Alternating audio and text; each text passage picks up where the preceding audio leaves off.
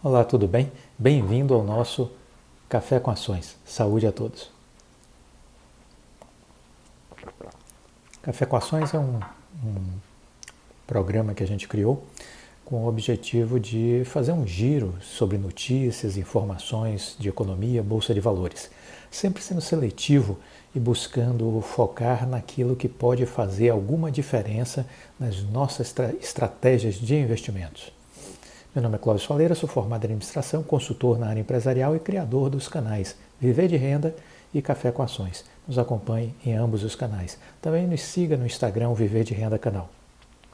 Muito bem, no dia de hoje a gente vai repercutir algumas notícias que aconteceram ao longo dessa semana e que eu julgo que são relevantes e importantes para a nossa reflexão, porque de alguma forma elas podem nortear as nossas decisões de investimento.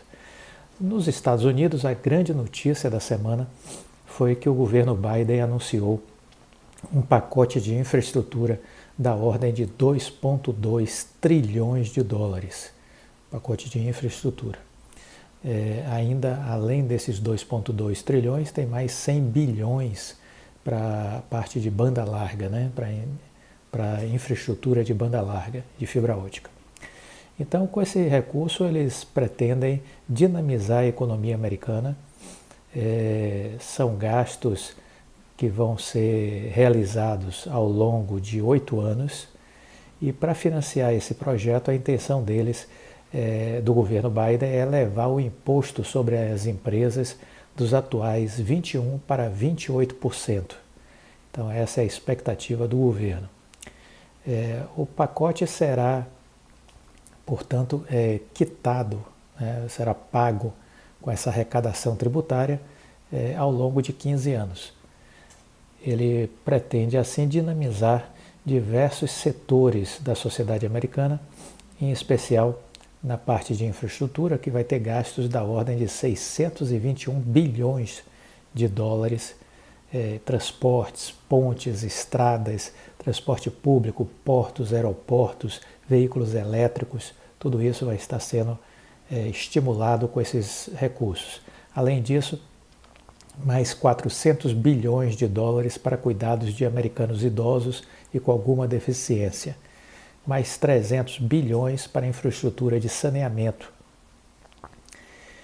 e redes elétricas, e mais 300 bilhões para a construção e reforma de moradias populares, junto com a construção e reforma de escolas.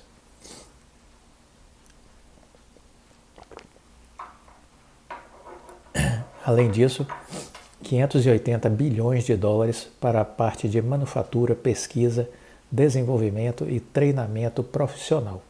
Portanto, é um pacote amplo e a grande questão é a visão do Partido Republicano, que geralmente é contrária a qualquer aumento de carga tributária, né? Mas o que é que precisamos ainda destacar ao longo dessa semana com relação aos Estados Unidos?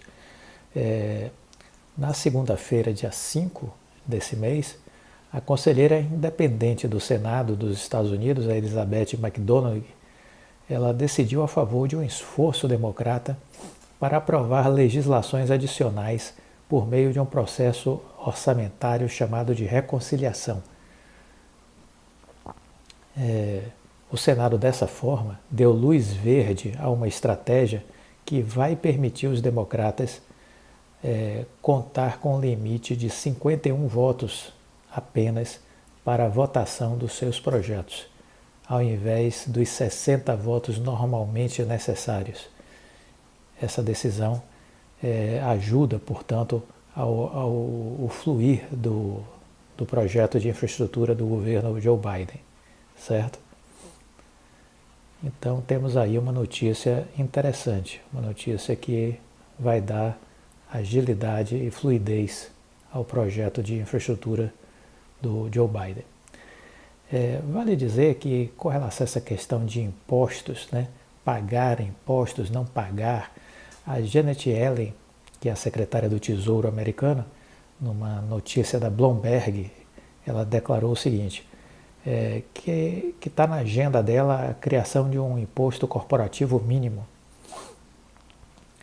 ela defenderá em discurso um imposto corporativo mínimo global, em meio aos esforços para avançar os planos do presidente Joe Biden e de elevar as taxas para as empresas americanas.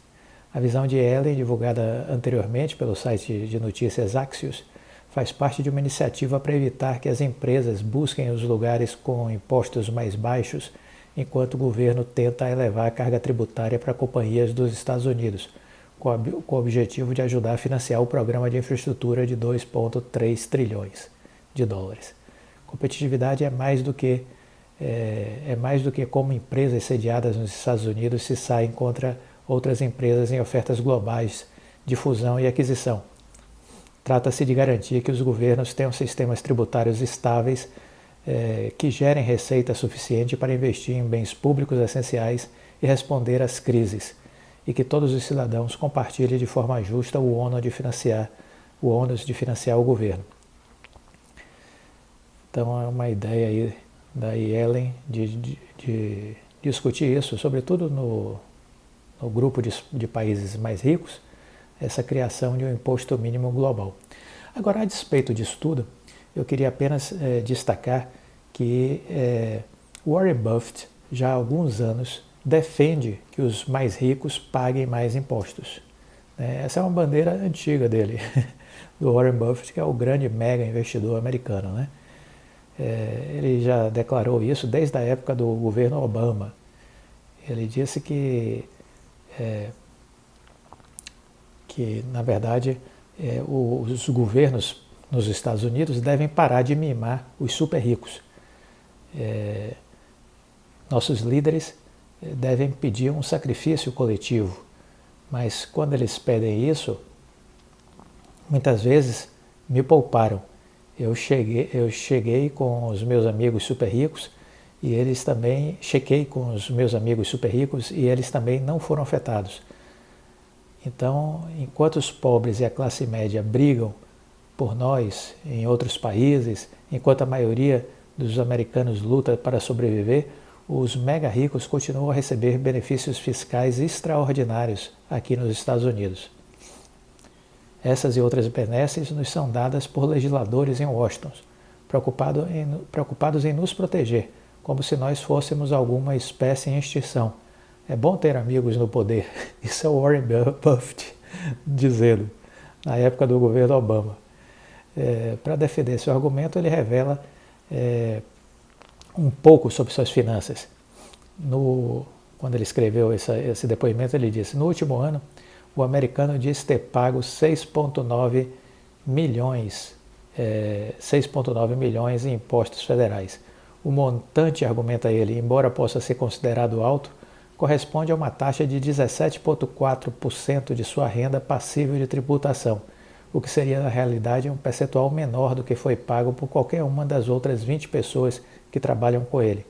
Para eles, a taxa variou de 33% a 41%. Se você faz dinheiro com dinheiro, assim como alguns dos meus amigos super ricos, seu percentual pode ser ainda menor do que o meu. Mas se você ganha dinheiro como trabalhador assalariado, seu percentual com certeza excederá o meu, provavelmente em muito.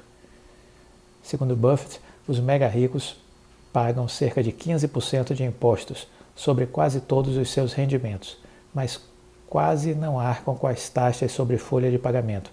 Ao contrário, a classe média americana paga entre 15% e 25% de impostos sobre a renda e pesadas taxas de tributação sobre a folha de pagamento. Então temos aí a visão interessante do Warren Buffett. Ele já convenceu algumas pessoas a defender essa tese dele.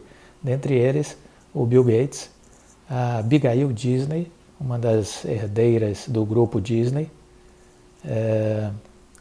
Quem mais? Hoje não, na quinta-feira, o Jeff Bezos anunciou que é a favor de pagar mais impostos, deu apoio ao projeto do governo Biden. E aí a gente tem a Abigail Disney, que ela é neta de Roy Disney, que foi um dos fundadores com o Walt Disney, né, do Império da Família. o Bill Gates, que eu já citei, deixa eu ver quem, o próprio Warren Buffett, o Ray Dalio, um grande bilionário e investidor, Ray Dalio,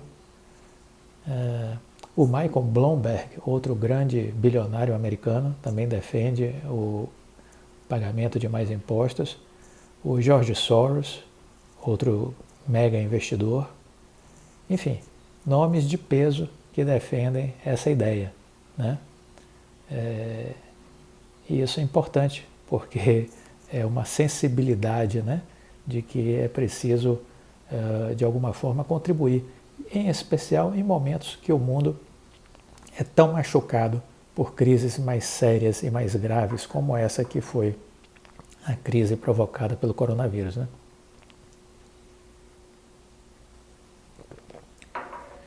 Então, fica aí essas notícias, né? Porque são coisas importantes que a gente precisa estar destacando com relação aos Estados Unidos, porque esse pacote econômico vai acabar mexendo com toda a infraestrutura do país, vai gerar uma demanda muito grande por conta aí de minério de ferro, de petróleo, de aço, né? Vai haver aí uma demanda muito grande nessa área de commodities, celulose, né? Então tudo isso pode beneficiar sim empresas brasileiras que estão vocacionadas a atender essa demanda internacional. Então estejamos de olho nessas empresas brasileiras que estão com sua produção voltada para o exterior e, consequentemente, com sua receita dolarizadas, porque elas acabam sendo duplamente beneficiadas, né? Pela demanda externa e por receber em dólar, porque o dólar tende a continuar na sua trajetória de alta. O BTG fez, inclusive, um relatório hoje falando aí no dólar acima de R$6, né, até o final do ano. Então fiquemos de olho, porque existem empresas aqui como Vale, PetroRio, CSN, Gerdau, Suzano, né? Então algumas empresas que estão aí diretamente relacionadas a esse cenário internacional. Esse foi o nosso Café com Ações de hoje. Se gostou, deixe o seu like, por favor, divulgue o canal, continue nos acompanhando, fiquem com Deus e um ótimo final de semana. Tchau.